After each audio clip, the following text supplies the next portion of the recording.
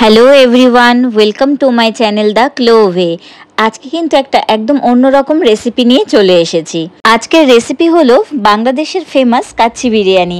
আমি আজকে বানিয়ে নিয়েছি মাটন কাচ্চি বিরিয়ানি, কিন্তু এখানে একটা টুইস্ট আছে। আমি কিন্তু এই বিরিয়ানিটা বানিয়েছি সম্পূর্ণ পেঁয়াজ রসুন ছাড়া।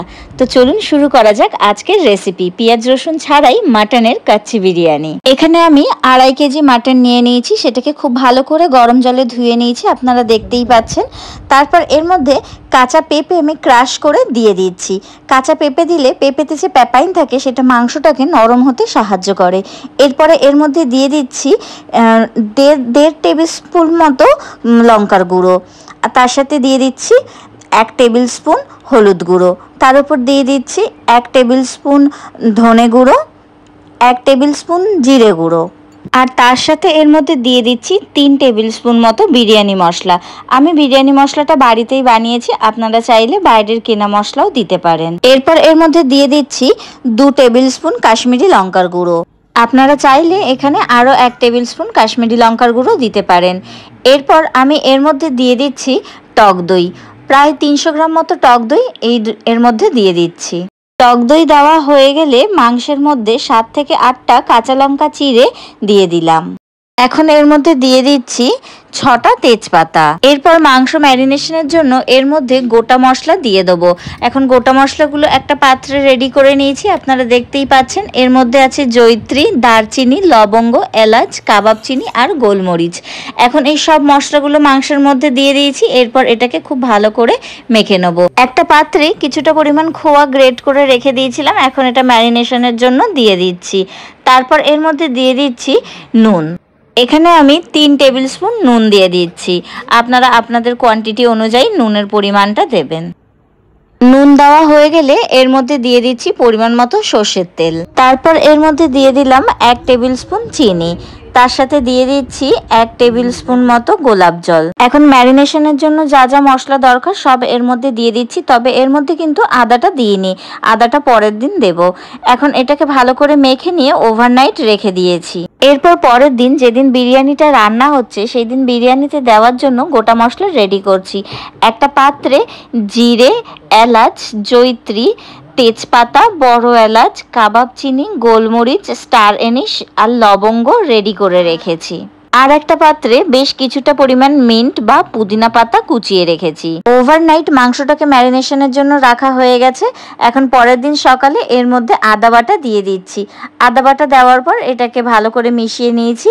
তারপর এর উপর থেকে সামান্য পরিমাণ পুদিনা পাতা ছড়িয়ে দিচ্ছি। বিরিয়ানিতে দেওয়ার জন্য 2 কেজি মতো আলু নিয়ে নিয়েছি। এরপর আলুর খোসা ছাড়িয়ে এটাকে ডুমো ডুমো করে কেটে নিয়েছি। তারপর এটাকে নুন হলুদ মাখিয়ে কড়াইতে ভেজে নিচ্ছি। এখানে আমি সব আলু একসাথে ভাজছি না, কিছুটা পরিমাণ প্রথমে ভেজে নিচ্ছি, তারপর আবার ভেজে নেবো। এখানে আলুগুলোকে খুব কড়া করে ভাজবো না, অল্প একটু লাল মতো হয়ে গেলেই তারপর আলুগুলোকে তুলে নিচ্ছি।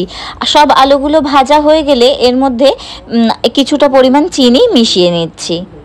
এরপর বিরিয়ানি রাইস তৈরি করবার জন্য গ্যাসে হাঁড়ি বসিয়ে দিয়েছি। এর মধ্যে আমি জল দিয়ে দিয়েছি, হাঁড়িতে কিন্তু হাফ হাঁড়ি জল দিয়েছি, খুব ভর্তি করে জল দিইনি। এরপর একটা পাত্রে যে গোটা মশলাগুলো রেডি করেছিলাম সেই সব মশলা দিয়ে দিয়েছি। তার মধ্যে আমি 7 থেকে 8 চামচ নুন দিয়েছি, আর তার মধ্যে দিয়ে দিয়েছি রিফাইন্ড অয়েল। তারপর উপর থেকে ছড়িয়ে দিচ্ছি পুদিনা পাতা।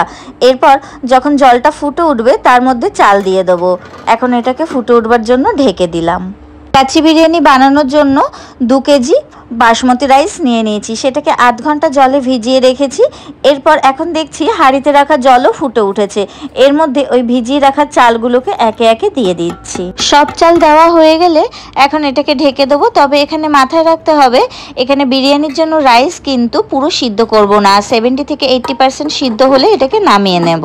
বিরিয়ানির চাল যতক্ষণে সিদ্ধ হচ্ছে ততক্ষণে আমি বিরিয়ানির হাঁড়িতে ম্যারিনেটেড মাটনটা দিয়ে দিয়েছি, আর এর মধ্যে এখন ভেজে রাখা আলুগুলো আর এক এক করে দিয়ে দিচ্ছি। এখানে আলুগুলোকে বেশ ছড়িয়ে দিয়ে দিয়েছি, আপনারা দেখতেই পাচ্ছেন। আর তার উপর থেকে 4-5টা কাঁচা লঙ্কা দিয়ে দিয়েছি। এতক্ষণে বিরিয়ানির চাল সিদ্ধ হয়ে গেছে, আপনারা দেখতেই পাচ্ছেন। এখানে বিরিয়ানির চালটা 70% মতো সিদ্ধ হয়ে গেছে।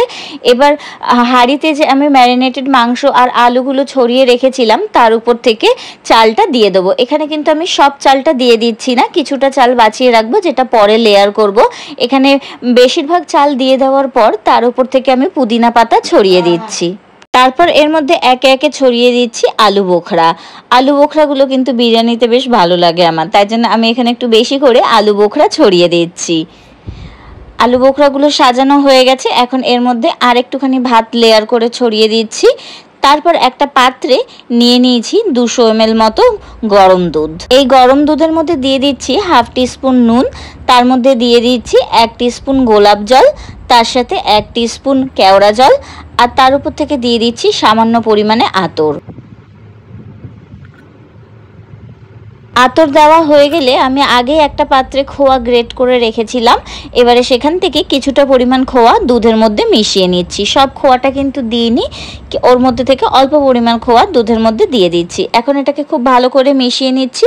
মেশানো হয়ে গেলে একটা চামচের সাহায্যে আমি এখন বিরিয়ানির যে লেয়ার করেছিলাম সেই চালের মধ্যে ওই দুধের মিশ্রণটা ঘুরিয়ে ঘুরিয়ে ছড়িয়ে দিচ্ছি। দুধের মিশ্রণটা ভাতের মধ্যে খুব ভালোভাবে ছড়িয়ে দেওয়ার পর এবার এর উপর থেকে আমি গ্রেট করে রাখা খোয়াটাও ছড়িয়ে দিচ্ছি। বাকি যে এক্সট্রা খোয়াটা ছিল এবার সব খোয়াটা আমি বিরিয়ানির ভাতের মধ্যে দিয়ে দিচ্ছি।